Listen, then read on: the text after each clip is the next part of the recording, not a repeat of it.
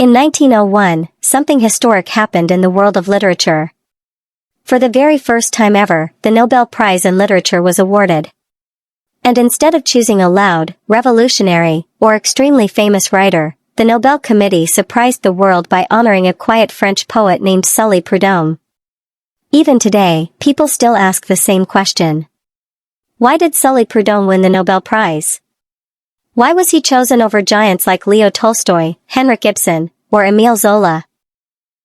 To understand the answer, we have to go deep into his life, his childhood, his struggles, his ideas, his poetry, and the values of the time he lived in.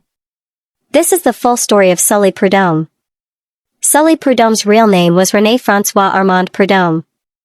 He was born in Paris, France, into a middle-class family. His father was a shop owner, and his family lived a modest but stable life. His childhood was quiet and disciplined. From a young age, he showed signs of being sensitive, thoughtful, and intellectually curious. He loved reading, thinking, and observing the world around him. But tragedy struck early in his life. He lost his father while he was still young. This loss deeply affected him emotionally and psychologically. From that moment on, sadness, reflection, and a sense of human fragility became permanent themes in his personality and later in his poetry. As a child, Sully Prudhomme also suffered from weak health and serious eye problems. He was often forced to stay indoors while other children played outside. This isolation pushed him deeper into books, imagination, and silent thinking. Instead of sports or physical activities, he spent his time reading poetry, philosophy, and science. This unusual combination of interests later became the foundation of his unique poetic voice. In school, he was an excellent student. He showed strong abilities in mathematics and science. Because of this, his family and teachers expected him to become an engineer. He attended prestigious schools in Paris and began studying science and engineering. He dreamed of building things and contributing to society through technology. But fate had different plans for him. A serious illness suddenly forced him to abandon his engineering studies. This moment became the biggest turning point of his life. Unable to continue in science, he fell into a period of emotional confusion and depression.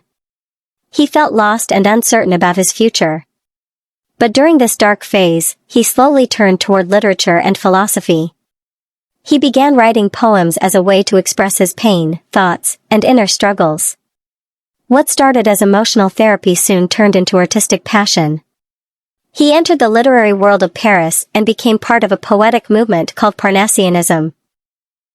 This movement focused on artistic perfection, formal beauty, discipline, and emotional restraint. Unlike romantic poets who were dramatic and explosive, Parnassian poets believed in calm, balanced, and technically flawless poetry.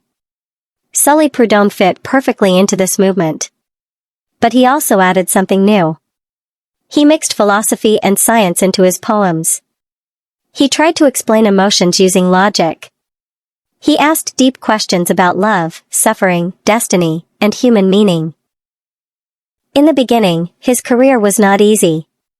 He published poems in literary magazines, but success did not come quickly. He struggled financially. Some critics said his poetry was too cold and too intellectual. Others said it was too emotional and not scientific enough. He was trapped between two worlds, emotion and logic. But he refused to quit. His first major breakthrough came with his poetry collection titled Stances et Poems. This book gained attention and respect in literary circles. Readers were fascinated by his soft, reflective tone and philosophical depth. He was no longer just another poet. He was becoming a serious literary figure. More collections followed, including Les Vaines Tendresses, Le Bonheur, and La Justice. Sully Prudhomme's poetry was different from anything people had seen before. He did not write about kings, wars, or heroic adventures. He wrote about quiet human emotions. He wrote about love and heartbreak, time and aging, suffering and loss, hope and despair, and the fragile nature of happiness.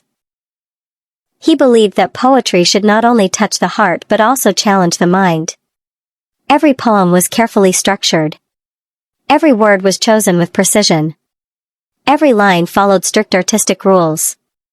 This is what the Nobel Committee later called artistic perfection. But Sully Prudhomme was not only a poet. He was also a thinker.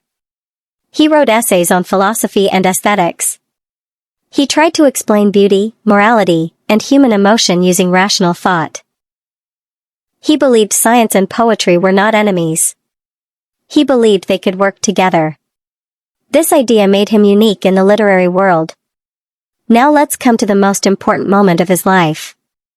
In 1901, the Nobel Prize in Literature was being awarded for the first time in history. The Nobel Committee had to choose someone who represented the highest moral and artistic values of literature. They were not looking for controversy. They were not looking for political rebellion.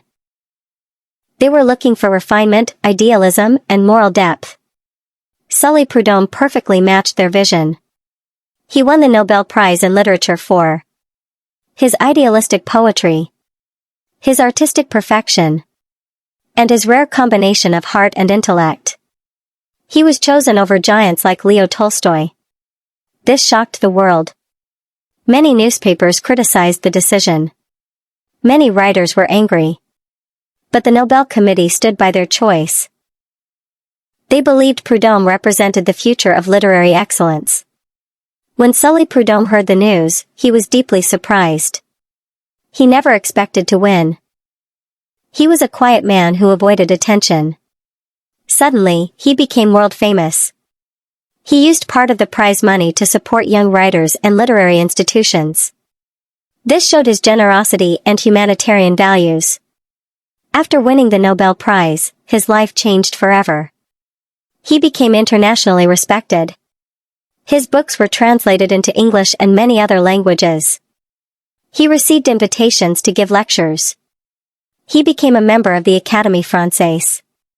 But his health problems never went away. He continued suffering from eye issues and physical weakness. Still, he kept writing. In his later years, his writing became more philosophical and serious. He wrote about justice, morality, and human responsibility. He became more concerned with social issues. He believed literature should improve society. He lived a quiet and private life until his final years. He avoided fame and publicity. He focused on writing, thinking, and helping young writers. Today, Sully Prudhomme is remembered as the first Nobel Prize winner in literature, a pioneer of philosophical poetry, a bridge between science and emotion, a symbol of artistic discipline and moral idealism. So why did Sully Prudhomme win the Nobel Prize?